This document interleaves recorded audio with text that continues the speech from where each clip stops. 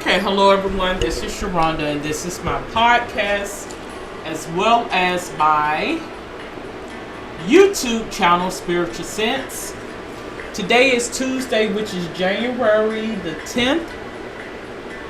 And in this podcast, as well as this YouTube channel, I go over topics regarding the paranormal, supernatural, occult.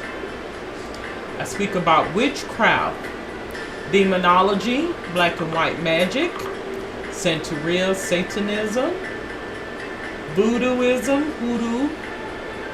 I also discuss belief systems and practices such as Hinduism, Islam, Scientology, Wicca or Wicca.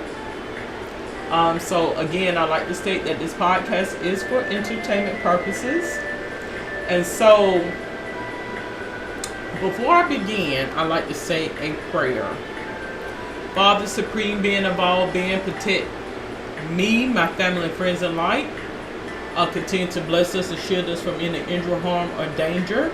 No weapon formed against us shall prosper. As it is said, it is so. I declare and I decree. So again, I'd like to state and stress that this is not a biblical nor a religious podcast. The podcast is optional. And what does that mean? If it's something on this podcast or YouTube that you're not in agreement with, there may be other podcasts that you may be in agreement with, okay? Now, with that being said, so what is the topic for today? Well, the topic for today is spiritual evocation. What is spiritual evocation? So I got the definition pulled up here, and I am going to read off what is evocation. It's actually the act of evoking a spirit. Evoking or invoking a spirit.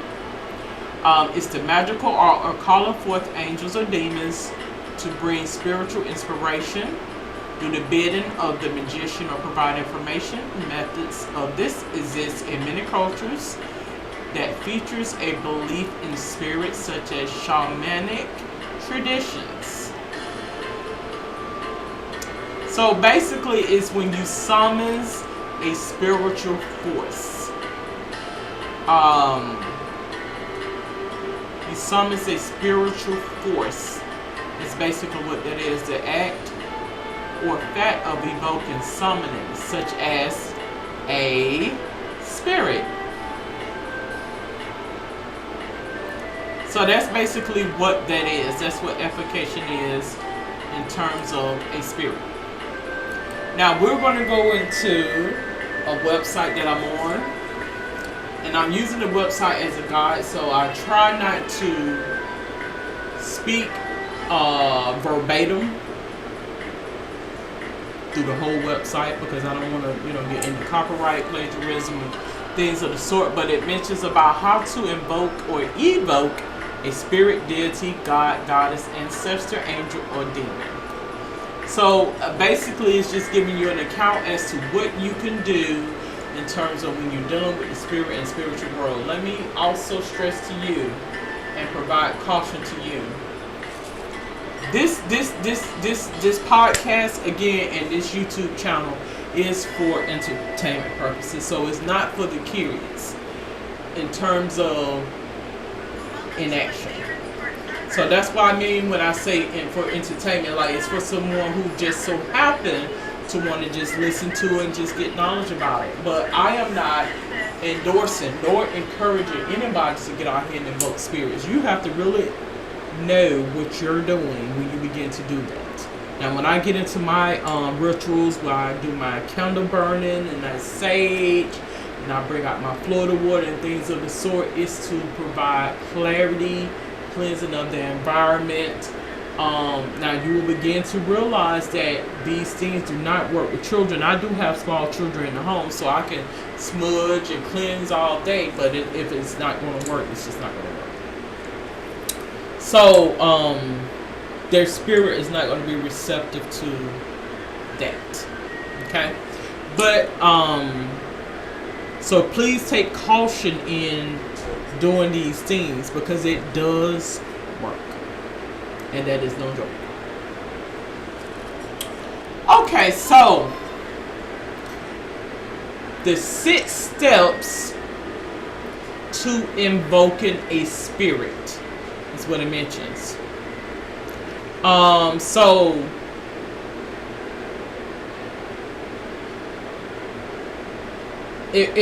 I guess it's a form of magic, which is a famous power to cast spells and evoke or invoke spirits, deities, gods, goddesses, angels, demons, or ancestors.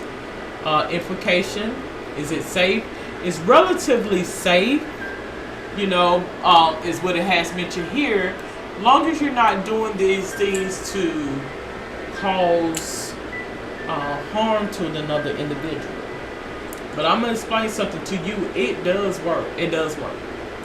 I do these things. I don't partake in black magic at all. It's on the lines of Wiccan, but it's more or less to protect my environment and where I go and the comings and my goings.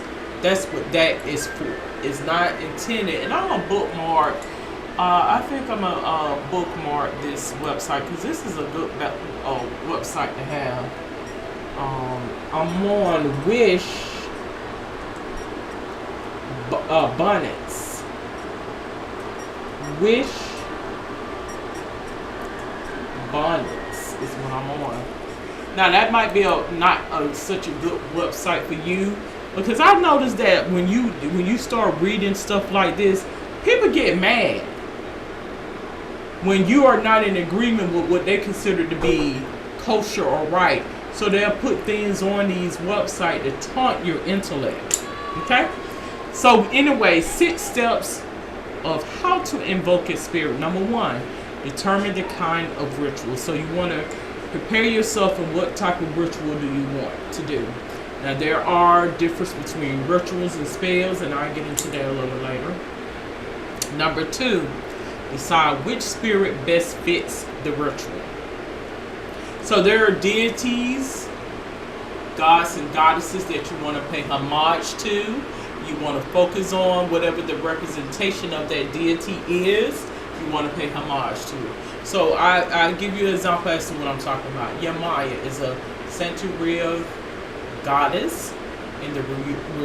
She's also affiliated not only with Santeria, which is an Afro-Caribbean deity. She also is from Yoruba religions, which is African religions as well. So she is a representation of fertility and a comforter for children and things of the sort. So if you are someone who has some fertility concerns and issues, you may want to pay homage to Yamaya. You may want to, whatever deity or statue or whatever the case may be, put it on your altar. Sit waters and fruits, nuts. I mean, there's certain things that Yamaya, the spirit of Yamaya, likes in order to assist you with your fertility concerns. Now we have 3. Plan what you want from the spirit and what time you want to do the invocation. So you may want to write this down. Get out your journal or composition book and write down your desires. Like if you have the desire to grow your hair, or you have the desire to, be safe on your endeavors on a cross-country trip, to attain employment or better living conditions, or whatever the case may be. But write these things down in a journal. Number 4, cleanse yourself. Take a bath or a shower. Not only take a bath and a shower, but you want to use some things that are blessed, like a blessed oil or blessed cologne or whatever spray or what have you, after you have bathed, and you want to adorn yourself from head to toe with this. Number 5, plan what to say to invoke the spirit. So, let's say you are, wanting the spirit to hurry up, you know, or not necessarily to hurry up, but you want to get the attention of the spirit. But then write down some affirmations of some things that you want to, you know, circumvent that, to get that to be put into focus for you. State the incantation. So let's look this word up. Incantation. State the incantation.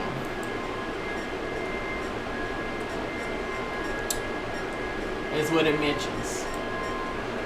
What is incantation? A series of words said as a magic spell or charm. So you want to begin to, is in other words, I guess in a sense you can chant it or what have you. Alright, so determine the kind of ritual or magic spell. So it says you can cast any spell and invoke a spirit for additional help.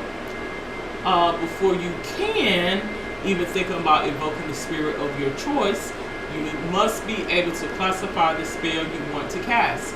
Are you doing a love spell, or is it a spell for monetary gain or protection? In planning this, you should select the spell, set your intentions, and list all of the items and tools you will need to perform the ritual. The planning stage is crucial, so you know you want to take your time. This is a very, you know, when you get everything into focus in regards to your ritual. Number 2, decide which spirit best fits the ritual. As I mentioned, like if you're, you know, you may want to do a love spell if you are, you know, want to pay homage to your Maya, which is for fertility. If you're looking to produce, you know, like in terms of children. Find out which of the many spirits best fits the job you want them to do. You can invoke a spirit, god, goddess, deity, angel, fairy, mermaid, demon, or ancestors to assist you. This part will take some research on your part. You would need to select a spirit that rules over the specific area you need help with. If you need help in love, you want to invoke the goddess Isis or Hathor. So it mentions about Isis and Hathor. Now I did do a podcast on Hathor, but I think at the closing of this here I'm going to speak on Isis. That's what I'm going to do. If it's money, you may petition for tuna or mermaids. If it's something on the dark side of magic and you are well versed in magic, you may want to invoke one of the many demons. The most common spirits represents the 4 elements: earth, air, fire, and water. These 4 are the ones that are most likely to need. So again, researching is the only way to find the best spirit for your needs. You want to do some research. And again, as I mentioned before, you got to be very, very careful, because I mentioned in the infinity sign, what goes around comes around. So if you put out negativity, you better be prepared for negativity to come back your way. Now, number 3, plan what you want and plan the timing. And let me make sure that I am still recording on here. Okay, because I don't have much time. I'm doing this in a different program. Write down precisely what you want the invoked spirit to help you with. Also, based on the magical tradition, decide which date and time will be the most powerful for your specific spirit. Events and times of particular cosmic power are undoubtedly worth planning around, as they can add extra power and potency to your spell casting. So it mentions here about a spell timing guide. So you may want to, whoever will be viewing in or who is listening in, the spell timing guide, Google that, because there's certain times, like I mentioned, that the latter part of the year is the witching season. Okay, you will begin to take note of certain spirits around that time. So let me go ahead and I'm going to Google this spell timing guide. And I don't want to take up too much time because guide. Okay, so it just gives you an idea as to the moon day solstices, and more, where spells are best. You know, when it's best at certain cycles to provide your spell. Okay, so let's see. I got to keep a count of the time. So, number 4, cleanse yourself. This is important as spiritual cleansing allows you to remove all the dirt from your body and wash away all the negative energies that could clog your spell casting and invocation ritual. If you do not yet have a spiritual cleansing routine, you can choose one of many spiritual cleansing rituals. Once you are spiritually cleansed, dress in clean clothes, preferably white, or even perform the ritual being naked to symbolize purity, is what it mentions. Number 5, plan the incantation. Decide which words you will use for your actual invocation. These words must not only apply to the particular ritual, but must also have personal significance to work. Don't feel intimidated by this task. A heartfelt incantation that communicates your intentions will serve you better than a pre-written one. Without a particularly strong personal incantation, there is very little chance that the spell will work in the way you expect it. So number 6, state the spirit incantation. Say the prearranged words slowly and with perfect clarity, also focusing your energy on drawing out the necessary power from your body. If necessary, repeat the words and visualize the outcome of your ritual in your head. After doing this, it is good to meditate and thank the spirit world for its work. So, you know, this right here is a, you know, it is to each his own. Invocation. Again, it's a magical technique on calling in the context. Calling in means calling or summoning energy within a person or a circle, as well as evocation, spirits deal to elemental beings being from the other world or fairy kingdom, spirits of the dead, demons, and gods. So, it mentions that there's a difference in invocation versus evocation, whatever the case may be. Okay, so this here is in regards to invocation, because this evocation, evoking, like causing something to happen. It's a summons of energies and entities. Calling out. You're calling and summons these energies outside of your personal or circle. Elementary beings from the other world, fairy kingdoms, spirits of the dead, demons. So you're reaching apart from your own, and you're asking them, these spirits, to come in and to assist. The symbol of the entity and the incantorial pentagram can be drawn in the air, drawn on the ground, or painted on paper to assist in speaking the evocation. People who frequently celebrate evocations usually use an object that only serves this purpose. So, such as a what? A dagger, a sword, a feather, or a wand. So it mentions that some practitioners also transfer the symbol of the entity to the invoke onto paper or parchment before evoking it, and then use this in the ritual. It mentions about often placed on ink used, and sometimes one's own blood is used. So of course, you know, I'm not going to sit here and tell you that something such as this will be purposeful for you to do, in terms of, because this right here is getting a little bit deep. If that's what you decide to do, I do believe in doing these things, it will bring about awareness about things that you hadn't really thought about in terms of evoking, like doing a spiritual evoking. So after the evocation, successfully evoking the desired entity and agreeing on the price for services is what it mentions here. You want to pay homage to this spirit that came in and assisted you. Things such as wine, milk, fruit, nuts, bread, cake, tobacco. These things, and I know this sounds crazy. I know it sounds crazy. These things work.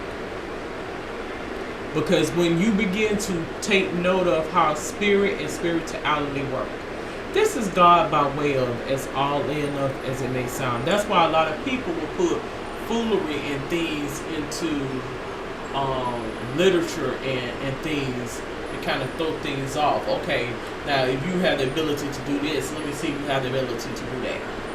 Because typically people will lose interest when they hear something that may be foolish. A warning: never summons a power for no apparent reason or just for fun. Summoning are not a game and can be dangerous. And I mentioned this before. You have to be very, very careful when you are summons and spirits, and that is the truth. Are you comfortable around the entity? Do their energies and characteristics match those you desire? Do you feel destructive forces turning against you? Do you feel the entity wants to deceive you?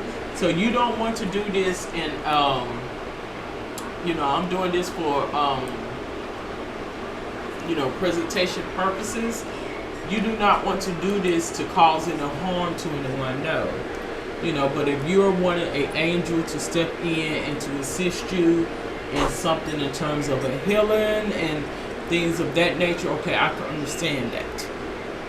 Okay? So, I am going to conclude this episode on spiritual sense, speaking about spiritual evocation, and I will proceed with speaking about the goddess or deity Isis.